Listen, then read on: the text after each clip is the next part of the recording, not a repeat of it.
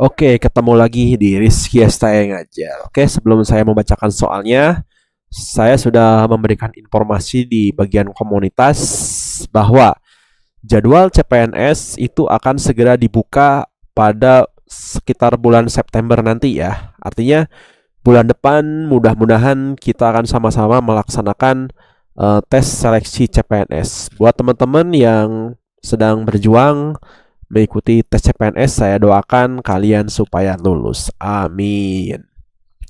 Oke, langsung saja bacakan soalnya. Seorang dokter memberikan suatu obat dengan dosis yang sesuai dengan berat badan pasien. Jika berat badan pasien 45 kg, diberikan obat dengan dosis 12 mg. Maka dosis yang diberikan untuk pasien berat badan 30 kg adalah A. 112,5 mg, B. 24 mg, C. 18 mg, D. 8 mg, E. 6 mg. Oke. Di sini kan diketahui kalau berat badannya 45 kg, maka dosis obatnya itu 12 mg ya.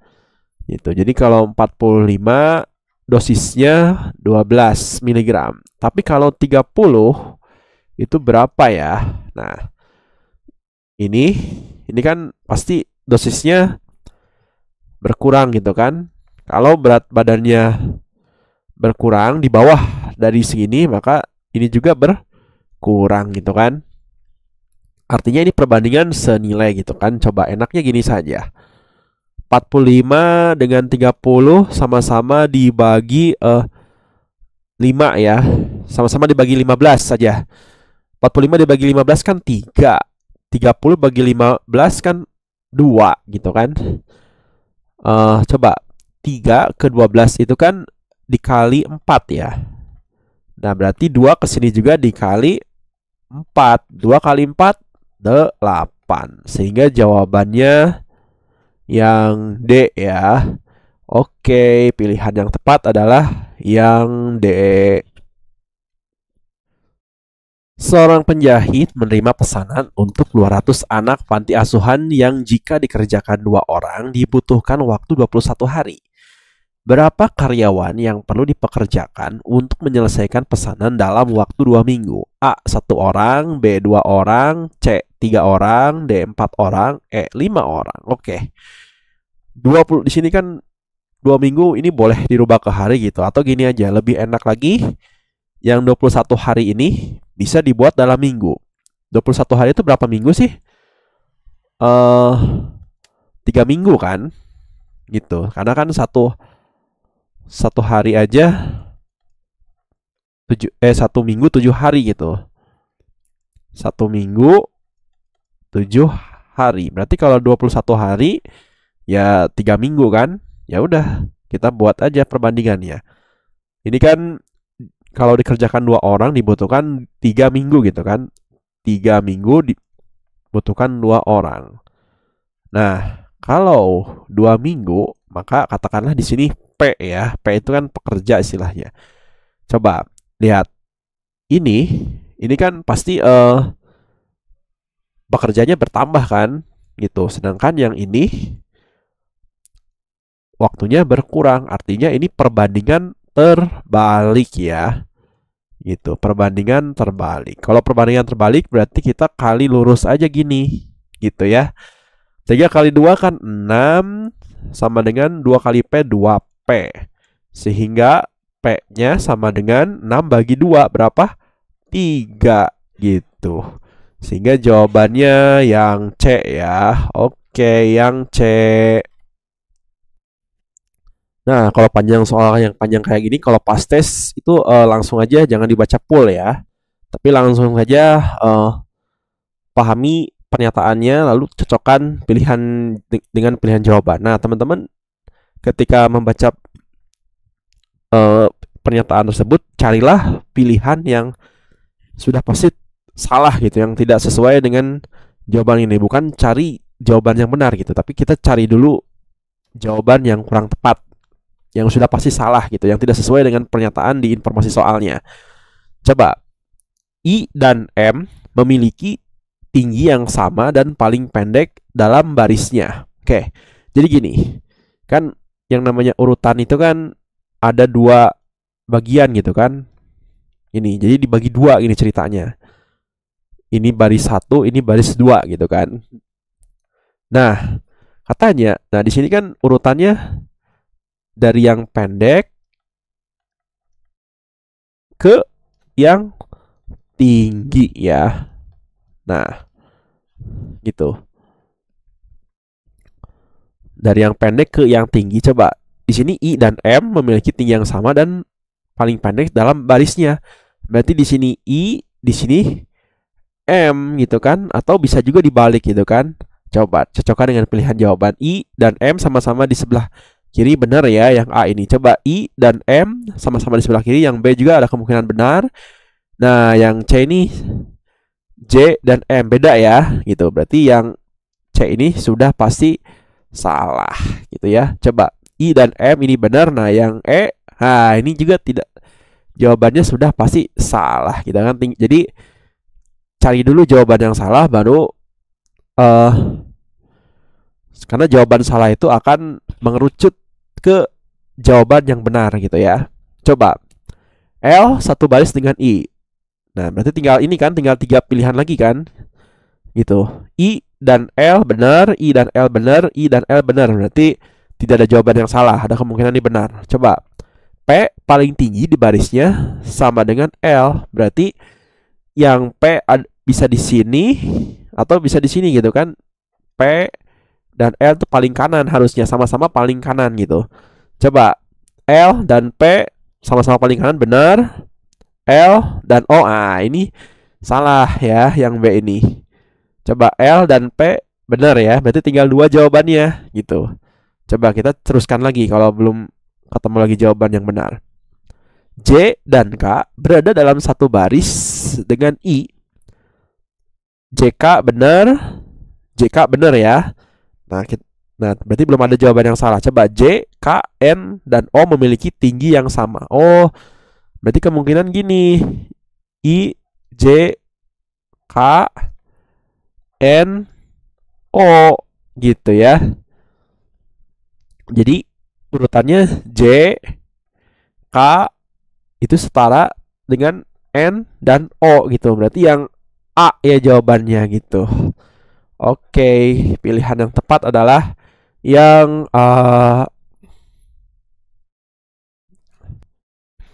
nah, kalau pas tes itu langsung baca pernyataannya, kemudian cari pilihan jawaban yang salah. Tapi ini karena latihan, saya bacakan dulu soalnya. Ketua OSIS sekolah P bermaksud membagi 8 orang pengurus, yaitu Pipik, Kia, Rumi, Sisi, Tia, Umi, Pia, dan Wiwi ke dalam 2 divisi dengan ketentuan sebagai berikut. Anggota setiap divisi terdiri dari 4 orang. Pipik dan Kia akan dibagi ke dalam divisi yang berbeda. Apabila dalam satu divisi terdapat Tia, Sisi harus berada dalam divisi lainnya.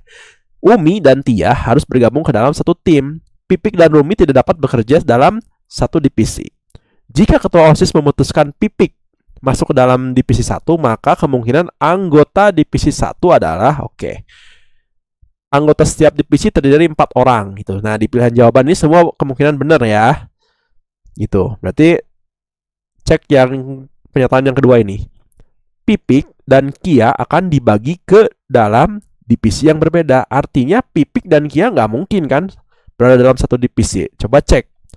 Pipik, Sisi, Tia, Umi. Ini benar kemungkinan. Yang B, Pipik, Kia, Pia, Wiwi. Nah, ini salah ya. Ini nggak mungkin yang B ini. Gitu. Artinya Pipik dan Kia harus berada dalam divisi yang berbeda gitu ya. Pipik, Rumi, Sisi, Pia masuk. Pipik, Wiwi, Umi, Pia ini kemungkinan benar. Yang E ini Pipik, Sisi, Pia, Wiwi kemungkinan benar. Berarti kita cek lagi ke pernyataan yang ketiga. Apabila dalam satu divisi terdapat Tia, Sisi harus berada dalam divisi lainnya. Kalau misalkan ada Tia, artinya Tia dan Sisi nggak boleh berada di divisi yang sama. Coba. Nah, yang A ini salah ya. Pipik, Sisi, Tia, Umi. Salah. Coba. Pipik, Umi, Sisi, Pia ini kemungkinan benar. Pipik, Wiwi, Umi, Pia. Pipik, Sisi, Pia, Wiwi. Oke. Berarti ini Berarti tinggal 3 jawaban ya yang kemungkinan benar. Kita cek lagi ke yang 3 ini. Umi dan Tia harus bergabung ke dalam satu tim. Jadi Umi dan Tia itu harus satu divisi gitu, wah, harus bersatu dengan divisi. Coba cek yang C ini. Pipik, Rumi, Sisi, Pia ini benar. Nah, coba Pipik, Wiwi, Umi, Pia. Nah, ini Umi itu harus berada satu divisi dengan Tia. Berarti yang D ini salah. Coba yang E. Pipik, Sisi, Pia, Wiwi. Berarti tinggal C dan E ya. Kita baca lagi yang berikutnya. Pipik dan Rumi tidak dapat bekerja dalam satu divisi. Nah, yang C ini salah. Berarti yang E jawabannya. Gitu. Oke. Harusnya pilihannya yang tepat adalah yang E ya. Oke. 6, 11, 18, 29, 42, 59, 78, berapa lagi? Oke, kita tulis ulang dulu ya. 6, 11, 18, 29, 42, 59, 78, berapa lagi? Coba. 6 ke 11 ini kan bertambah 5, ini bertambah 7, ini bertambah 9, ini bertambah berapa? Bertambah 9 lagi. Sorry. 18 ke 29 ini kan bertambah 11 ya. Ini bertambah 13 ya kan? Yang ini bertambah 17. Berarti yang ini bertambah 19 gitu. Coba 5 ke 7 kan bertambah 2, 7 ke 11 bertambah 3, ini 11, 13 ke 17 ini kan bertambah 4, nggak beraturan ya. Coba kalau pakai cara lain atau pakai pola lain. Coba 6 ke 18 ini kan mungkin bisa dikali 3 atau ditambah 12 ya. Gitu, coba 18 ke 42 ditambah 24 ya. Ya kan? Berarti ini ke sini ditambah berapa? 36 ya. Nah, di sini tambah berapa gitu kan, coba. 12 ke 24 ini kan ditambah 12 juga kan? Ditambah 12. Yang ini juga ditambah 12. Nah, berarti ini ke sini harusnya tambah 12. 36 tambah 12 berapa? Tambah 48. Coba 78 tambah 48 berapa? 126 ya. 126 cuman ada di pilihan yang A ya gitu. Oke, kalau pas tes langsung aja jawab ya. Tapi kalau penasaran supaya memastikan apakah benar jawaban yang A, coba kita cek ulang lagi. 11 ke 29 ini kan bertambah 18 ya.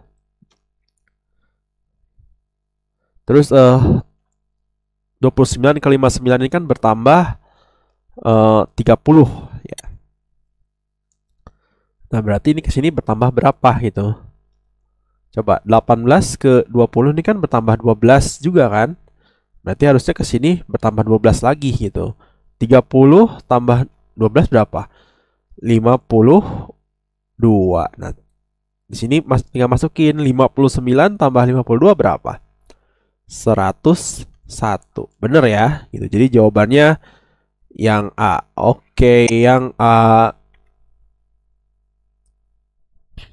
5, 10, 15, 20, 45, 40, 135, 80, berapa lagi? A. 405, 160. B. 270, 160. C. 240, 160. D. 160, 405. E. 115, 240. Oke. Kita coba tulis ulang dulu. 5, 10, 15, 20, 45, 40, 135, 80, berapa lagi? Oke. 5 ke 10 ini kan tambah 5, 10 ke 15 ini tambah 5, 15 ke 20 tambah 5, 20 ke 45 tambah 25, 45 kurangi 40 kurangi 5,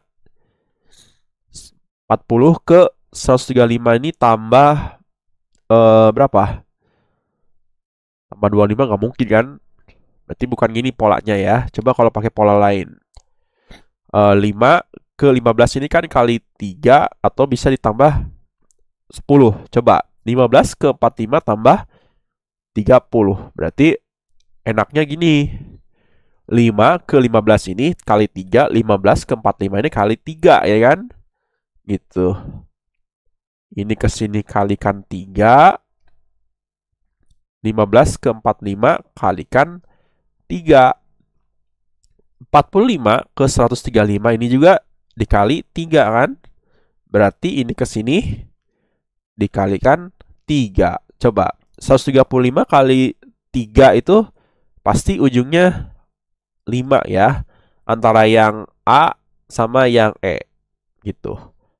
Yang B dan D udah pasti salah. Coba secara logika 135 dikali 3 nggak mungkin kan hasilnya yang ini ya 115 gitu. Karena 135 dengan 115 besar 135 gitu. Artinya yang E sudah pasti salah, sudah pas, dan jawabannya adalah yang A ya. Gitu. Kalau pas tes sudah langsung saja jawab gitu. Nah, ini buat sekedar latihan saja ya. Coba 10 ke 20 ini kan dikalikan 2 ya. 20 ke 40 dikali 2. 40 ke 80 dikali 2. 80 kali 2 berapa? 160. Sehingga jawabannya yang A ya. Oke, yang A. Hasil operasi 0,75 kali 9 dikurangi 3 per 2 kali 3 adalah A 1,5, B 2,25, C 2,5, D 3,25, E 3,5. Coba 0,75 ini kan kalau kita buat dalam pecahan ini kan 3 per 4 ya. Gitu. 3 per 4 dikali 9 dikurangi 3 per 2 dikali dengan 3 gitu ya. Oke. Coba ini nggak bisa dicoret ya. Gitu berarti 3 kali 9 berapa? 27 per 4 dikurangi dengan 3 per 2 kali 3 9 per 2. 2 ini bisa jadikan 4 nih.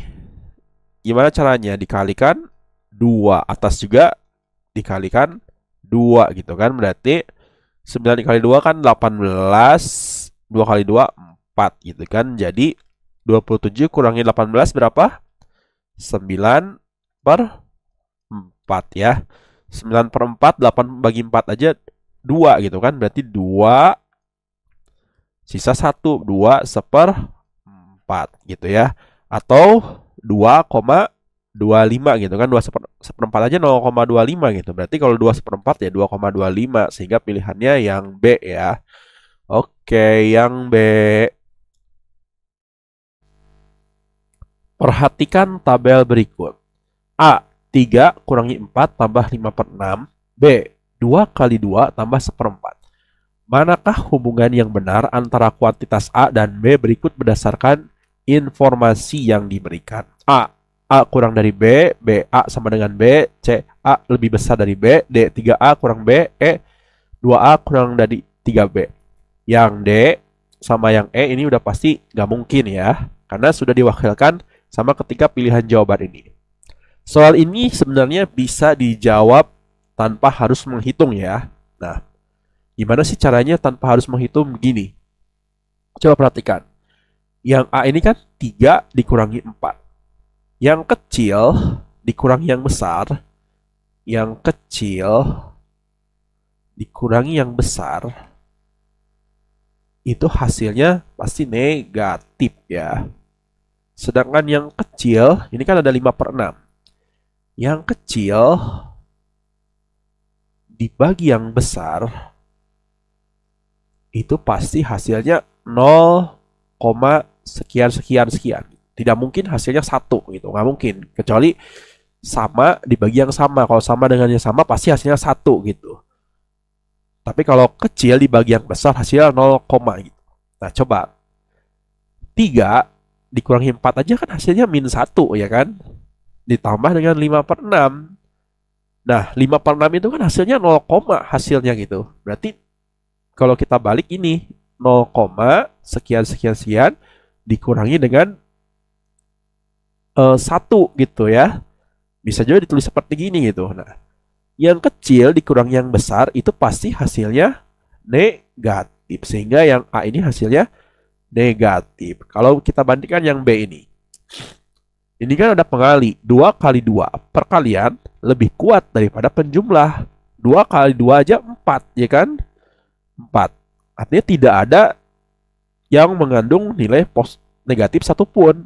Berarti yang B ini secara logika hasilnya sudah pasti positif gitu. Yang positif itu selalu lebih besar daripada yang negatif gitu kan. Sehingga jawabannya adalah yang B lebih besar dari A atau A kurang dari B ya, yang ini jawabannya gitu. Oke, pilihan yang tepat adalah yang A. Jadi kalau ketemu soal-soal seperti gini, ada soal yang apakah harus dihitung, ada juga yang tidak perlu dihitung. Jadi tidak selamanya soal seperti model-model perbandingan hubungan kuantitas ini tidak selalu dihitung ya gitu. Cukup menggunakan logika saja gitu. Oke, pilihan yang tepat adalah yang A. Sisik kulit sama dengan busa titik. Hubungan kata. A. Sabun, B. Buih, C. Mandi, D. Ombak, E. Limbah. Oke.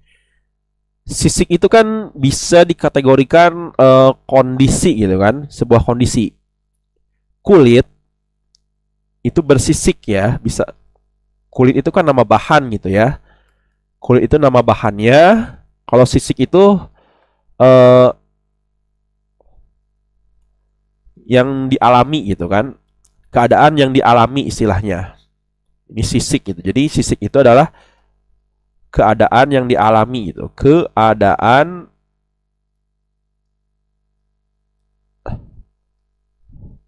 yang dialami gitu.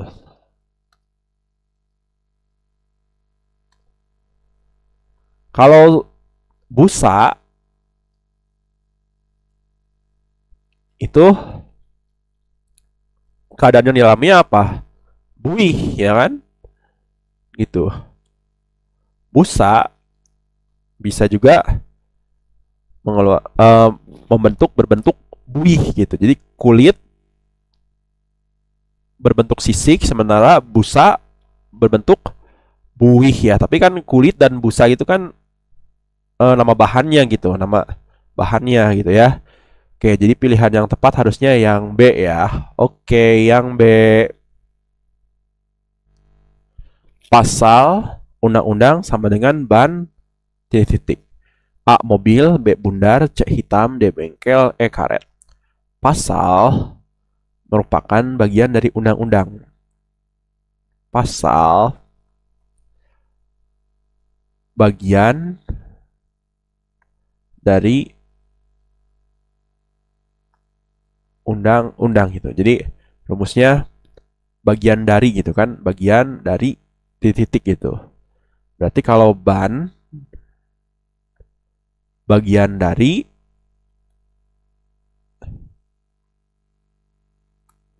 harusnya kendaraan gitu ya. Tapi di sini nggak ada pilihan kendaraan, berarti pilihan yang tepat itu adalah yang A ya, mobil gitu. Berarti ban bagian dari mobil gitu. Coba kalau yang B bundar itu bentuknya ya. Kalau hitam itu bagian karetnya gitu. Masa ban bagian dari hitam, warnanya gitu. Bengkel tempatnya, karet bahan terbuatnya gitu ya. Jadi pasal bagian dari undang-undang, sedangkan ban bagian dari mobil. Harusnya pilihannya yang A ya. Oke, yang A. Semangat kebangsaan pada diri bangsa Indonesia dicerminkan dalam Pancasila sila. Oke, ini soal TWK ya. A pertama, B kedua, C ketiga, D keempat, E kelima. Di sini ada kata semangat kebangsaan. Artinya di sini mengandung nilai rasa cinta tanah air ya. Oke. Semangat kebangsaan pada diri bangsa Indonesia itu dicerminkan pasti sila ketiga ya gitu. Karena sila ketiga kan kalimatnya persatuan Indonesia gitu. Artinya mengandung unsur-unsur semangat kebangsaan. Kalau pertama itu mengandung nilai agama ya. Kalau kedua itu nilai adab gitu. Karena kan ujungnya kan kemanusiaan yang adil dan beradab. Artinya sikap dan perilaku lah kedua tuh. Sikap dan perilaku. Kalau ketiga pasti persatuan. Kalau keempat itu musyawarah ya. Kalau kelima ini kerjasama gitu ya. Kerja sama. Memang sila kelima dan kedua itu hampir mirip gitu. Cuman bedanya kalau kelima ini kita harus seimbang gitu. Makanya kenapa sila kelima itu digambarkan padi dan kapas. Artinya hidup itu kita harus seimbang gitu. Tidak selalu mementingkan diri kita sendiri gitu. Artinya harus saling berbagi dengan satu sama lain gitu ya. Oke, jadi jawabannya yang C ya. Oke. Salah satu faktor penting utama yang berperan pada masa awal pertumbuhan nasionalisme di Indonesia adalah A. Budaya, B. Bahasa, C. Pendidikan, D. Lagu kebangsaan, E. Sosial. Oke. Salah satu faktor yang paling penting dalam awal pertumbuhan rasa nasionalisme gitu. Jadi hal penting dalam pertumbuhan nasionalisme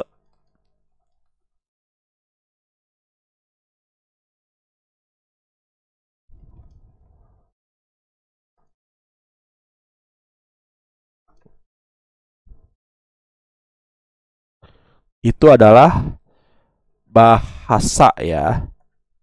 Gitu. Kenapa bahasa? Karena dengan kita bisa menguasai bahasa, kita dapat berkomunikasi dengan sesama bangsa Indonesia gitu. Ya.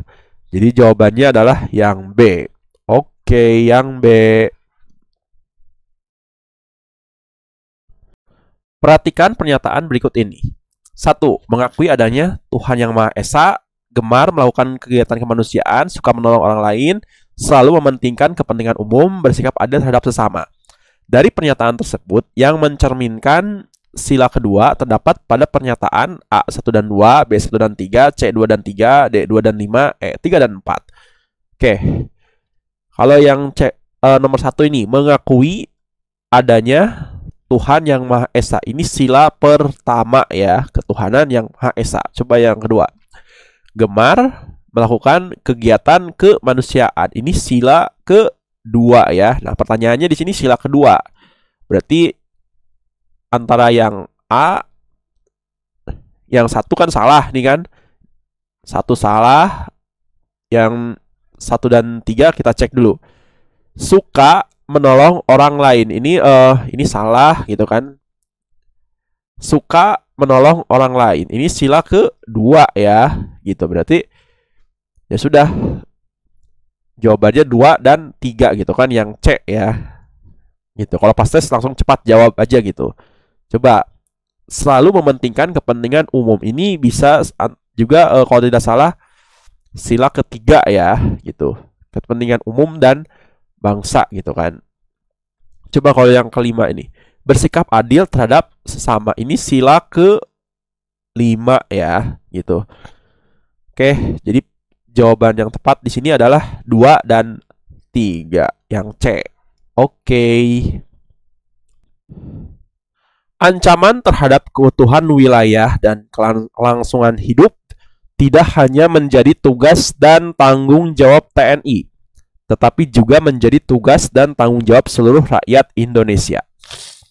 Hal ini sesuai dengan pernyataan bahwa A. Komponen utama pertahanan adalah TNI, B. Pertahanan bersifat semesta, C. Pertahanan negara menganut perang gerilya, D. Pertahanan negara bersifat defensif pasif, pertahanan bersifat ofensif aktif. Oke. Jadi pertahanan itu tidak hanya menjadi tugas dan tanggung jawab TNI gitu ya. Gitu. Coba kalau yang A ini udah pasti nggak mungkin ya. Komponen utama pertahanan adalah TNI, kan tidak selalu menjadi tugas dan tanggung jawab TNI gitu. Berarti hal ini sesuai dengan pernyataan sistem pertahanan rakyat semesta ya gitu, atau bisa juga disingkat ini Sisham Kamrata. Sisham Kamrata.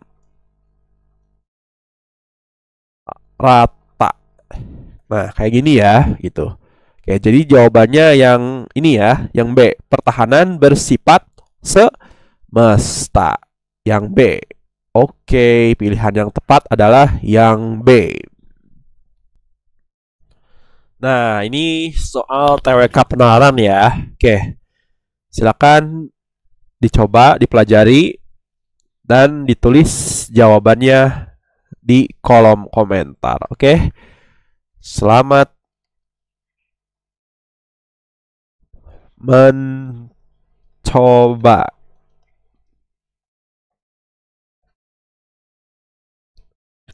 Ombak, laut, titik air, titik, kira-kira jawabannya yang mana nih ya? Oke. Silakan dicoba. Oke, semoga bermanfaat video ini, dan kepada teman-teman saya ucapkan terima kasih kepada yang sudah subscribe channel ini, dan yang belum subscribe silakan subscribe dulu. Oke, sampai jumpa lagi di video saya selanjutnya. Goodbye.